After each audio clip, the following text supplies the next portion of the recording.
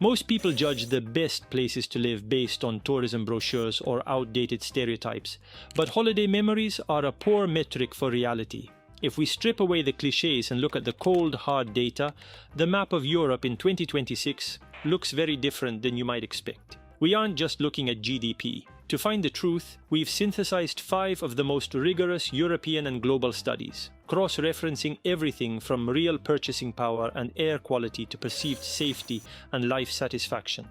We've analyzed 35 nations with complete data to separate the marketing from the facts. Which nations provide the highest quality of life and which are quietly failing their citizens. I'm genuinely curious to see if your own personal experiences challenge these findings.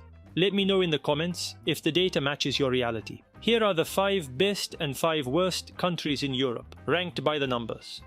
Welcome to Amazing Europe. Number 5 among the worst, Montenegro. Let's start with Montenegro, a country currently selling itself as the new Monaco. From the manicured luxury docks of Porto Montenegro, the Balkan coast looks like a billionaire's paradise. But step just 50 meters off those super yacht boardwalks, and the illusion crumbles. For the average resident, the daily grind is defined by severe structural underdevelopment and a stagnant economy. The numbers paint a bleak picture. Montenegro's median disposable income sits at a meager 9,167 PPS, meaning real purchasing power here is practically non-existent. Under our custom formula, Montenegro registers a final index score of just 30.0 out of 100. Officially securing its spot as the 5th worst country in Europe. The deepest fissures are found in its failing public services. As one resident famously shared online, state healthcare is so badly equipped that if you need any serious procedure, you are literally sent to Belgrade in Serbia. This institutional decay is accelerated by a massive brain drain, as underpaid doctors and nurses flee to Western Europe. There is also a fascinating paradox here. Physically, Montenegro is incredibly safe, with a local crime index of just 3.5%. You can walk Podgorica streets at midnight without a worry. Yet, locals tell a different story. They complain of a slow-paced, do-it-tomorrow administrative attitude, terrible bureaucracy, and systemic corruption. In the words of another local on Reddit, "It drives me mad that most little things that could improve our lives are doable, but we just stick our heads in the sand." Factor in a collapsing infrastructure with no high-speed rail and outdated airports, and Montenegro's scenic beauty simply cannot mask its harsh daily reality for locals. Number 5 among the best, Austria.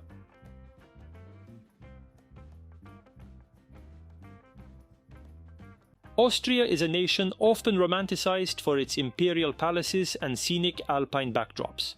But beyond the tourist brochures lies a quiet, highly sophisticated economic powerhouse that treats standard of living as a precise science. The secret to Austria's success isn't just high wages, but how those wages stretch in daily life.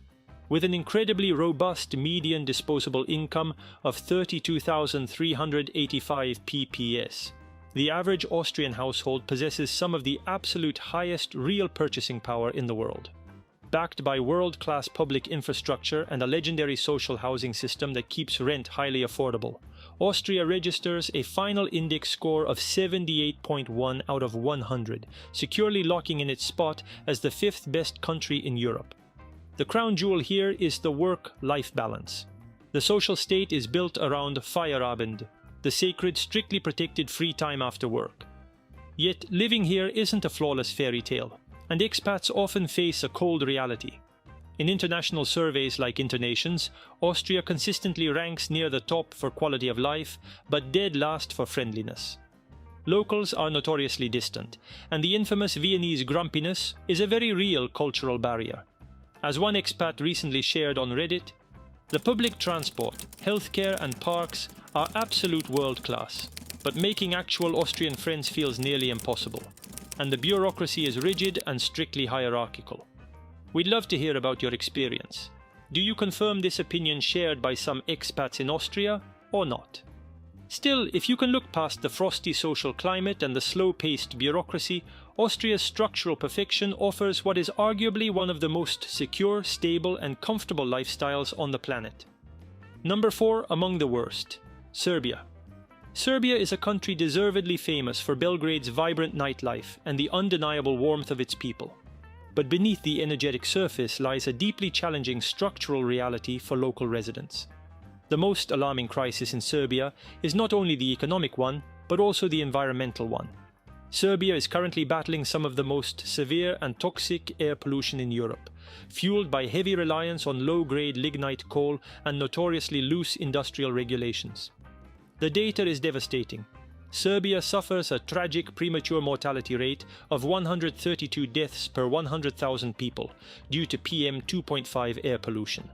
Combined with a deeply stagnant median disposable income of just 11,570 PPS, Serbia registers a final index score of 22.0 out of 100, marking it as the fourth worst country in Europe for overall quality of life. For locals, the daily struggle goes far beyond the poisonous winter smog. While Serbia is physically quite safe, with a crime index of 8.5%, local citizens face massive and deep-seated challenges. High inflation has eroded purchasing power, and the politicization of the public sector means party connections often matter more than merit. As one resident desperately noted on Reddit, Belgrade is a blast for tourists, but living here is exhausting. In winter, you can literally taste the coal in the air. State hospitals are decaying, and if you don't have a ruling party membership card, career growth is basically blocked. This general lack of opportunity fuels a massive and heartbreaking brain drain of young talent. Serbia offers a rich culture and great hospitality, but its deep structural and devastating environmental failures simply make daily survival a grueling task for the average local citizen. Number 4 among the best, Denmark. Next is Denmark, a nation globally famous for its cozy, hygge lifestyle and bicycle-friendly cities. But beneath this postcard-perfect image of Scandinavian bliss lies a society engineered with clinical social precision. Denmark's secret is trust, a deep collective confidence in the state and in each other, which serves as the real fuel of the Danish economy. While high taxes eat into disposable earnings, the social security return to citizens is completely unmatched. With a median disposable income of 25,296 PPS and a stellar air quality mortality rate of just 12 deaths per 100,000, Denmark registers a final index score of 80.0 out of 100, securely locking in its spot as the fourth best country in Europe. Yet, this egalitarian paradise faces a harsh climatic reality. The Copenhagen Post reports that 10% of Danes suffer from a full-blown winter depression, triggered by months of relentless northern darkness.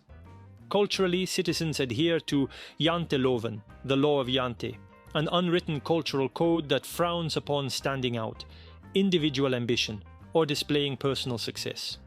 Studies show this conformity code is a double-edged sword. While its main risk lies in stifling personal growth, its positive effect is that it actively fosters deep social equality, consensus building, and remarkably high generalized trust over toxic competition. However, it seems that outsiders struggle to integrate. As one resident famously lamented on Reddit, Denmark is incredibly safe and efficient, but making actual local friends is like cracking a bank vault. They establish their circles in school and rarely let outsiders in. But even with the seasonal blues and social barriers, Denmark offers an exceptionally high, stable, and reliable standard of living. Number 3 among the worst, Bulgaria. Bulgaria holds the unfortunate title of being the poorest member state of the European Union. While tourists rave about cheap ski resorts and Black Sea beaches, the everyday reality for locals is defined by a brutal, ongoing demographic collapse. Driven by mass migration, over 1.5 million people have fled the country since the fall of communism in 1989, leaving behind hundreds of abandoned ghost villages. The structural failure is deep. Bulgaria struggles with a median disposable income of 14,843 PPS and a devastating and alarming air pollution mortality rate of 104 deaths per 100,000. Under our custom formula, Bulgaria registers a final index score of just 19.3 out of 100, securing its spot as the third worst country in Europe. Beyond the low wages, the real tragedy lies in the state-run healthcare and endemic institutional corruption. State institutions are deeply captured by oligarchs, and bribe culture is systemic. Indeed, sociological studies show that 150,000 bribes are paid in the country every single month. As one Sofia resident famously shared online, state hospitals are like stepping back into the Soviet era. If you don't have bribe money or expensive private insurance, getting proper medical care is an absolute nightmare. Public safety is also a major concern, with over 15% of the population reporting crime and vandalism in their neighborhoods. In winter, the air in major cities turns toxic as households burn cheap, low-quality coal and household rubbish for heating.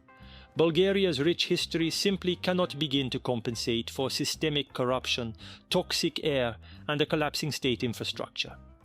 Number 3 among the best, Switzerland.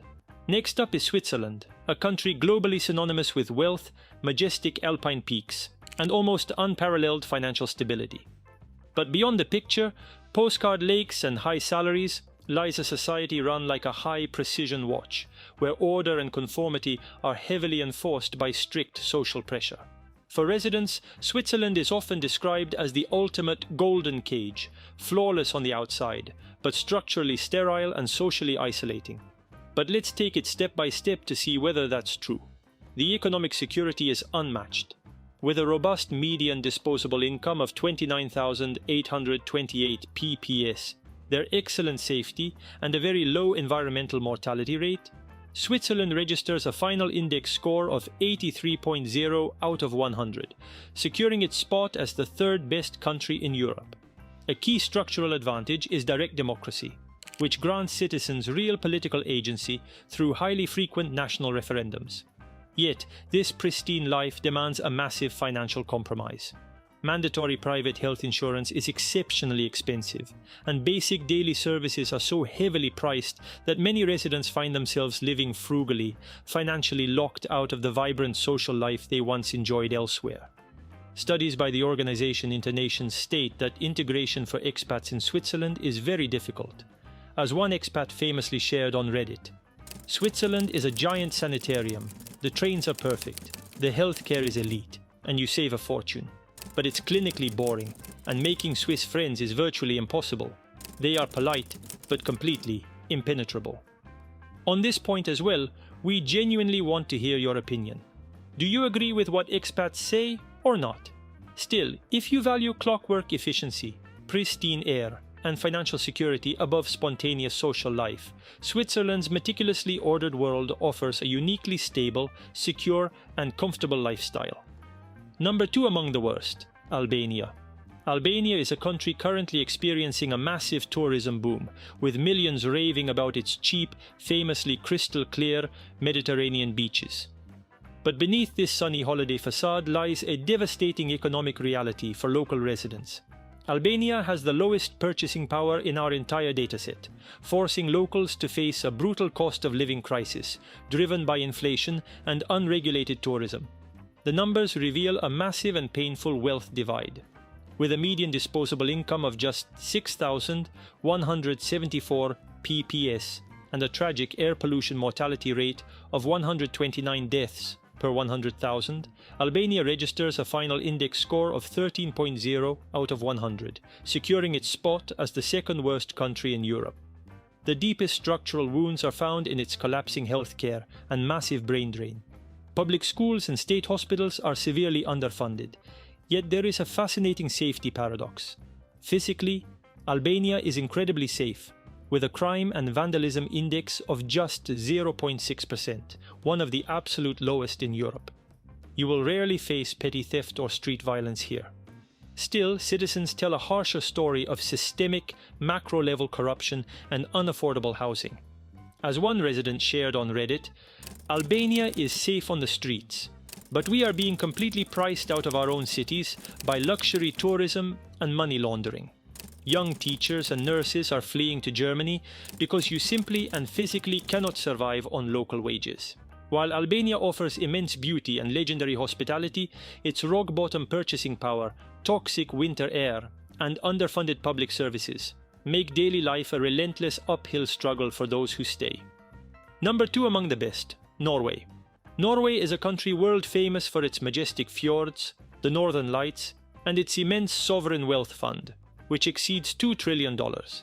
This massive oil-backed financial fortress allows Norway to fund what is arguably one of the most generous and secure welfare systems on Earth.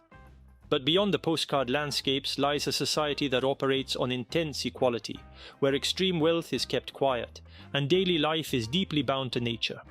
The economic reality for locals is incredibly comfortable. Armed with a massive median disposable income of 33,801 PPS and practically pristine air, boasting just 4 pollution-related deaths per 100,000. Norway registers a final index score of 87.3 out of 100, firmly securing its spot as the second-best country in Europe. The work-life balance here is legendary, built around friluftsliv, the national philosophy of spending free time outdoors. However, this high-income paradise has a highly isolating shadow side. The cost of living is astronomically high, meaning simple pleasures like dining out or casually grabbing a beer are expensive luxuries rather than casual habits. Furthermore, breaking into Norwegian social circles is notoriously difficult. As one expat shared on Reddit, Norway is incredibly secure and family-friendly, but the social isolation is real. People are polite but keep a massive distance. Combined with the dark, endless winters, your mental health will be severely tested. Still, if you can brave the dark winters and respect their personal space, Norway offers an unmatched, stable, and remarkably clean standard of living. Number 1 among the worst: North Macedonia. Finally, we reach North Macedonia, the absolute worst country for quality of life on our European map. Tourists may appreciate the tranquil beauty of Lake Ohrid or Skopje's bizarre and highly controversial monumental statues. But for local citizens, daily life is a battle against severe, highly hazardous environmental poisoning and systemic institutional neglect. North Macedonia's most pressing crisis is its toxic winter air. Because of heavy reliance on burning lignite, wood, and even rubbish for heating, combined with mountain topography that traps the smog, Skopje is one of the most polluted cities on the planet. The data is terrifying. North Macedonia suffers the highest premature mortality rate in Europe from PM2.5 pollution, at a staggering 146 deaths per 100,000.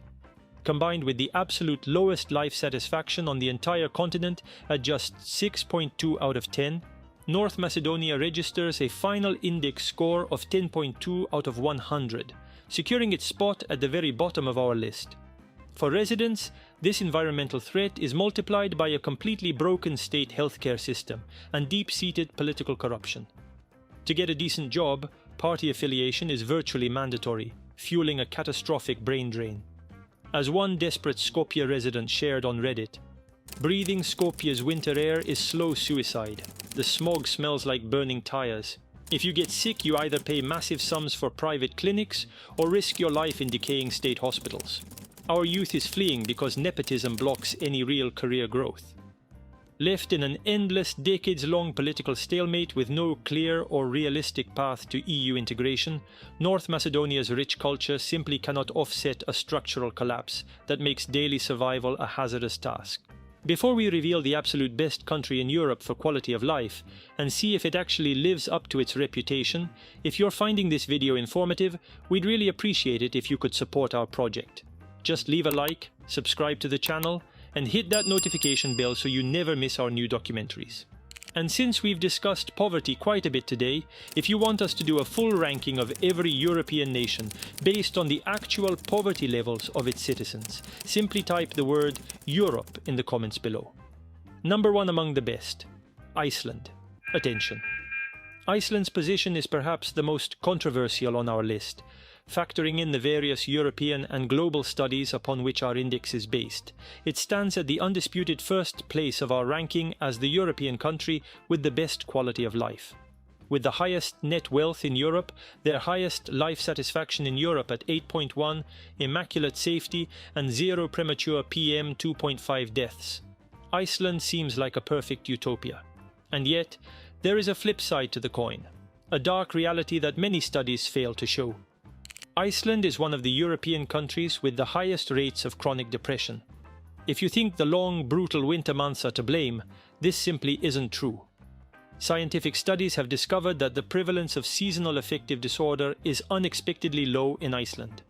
Indeed, 15.6% of adults suffer from chronic depression. The structural causes behind this silent epidemic are heavily driven by chronic loneliness and social isolation. Icelandic adolescents and expats suffer some of the highest loneliness rates in Europe. Their extremely closed, insular society makes integrating nearly impossible, while exhausting shifts leave little time for social connection. Worsening this is a lack of affordable psychotherapy. As antidepressants are subsidized and easy to prescribe, pills are 7 times cheaper than a single therapy session. All of this brings us to an important question. What actually is quality of life?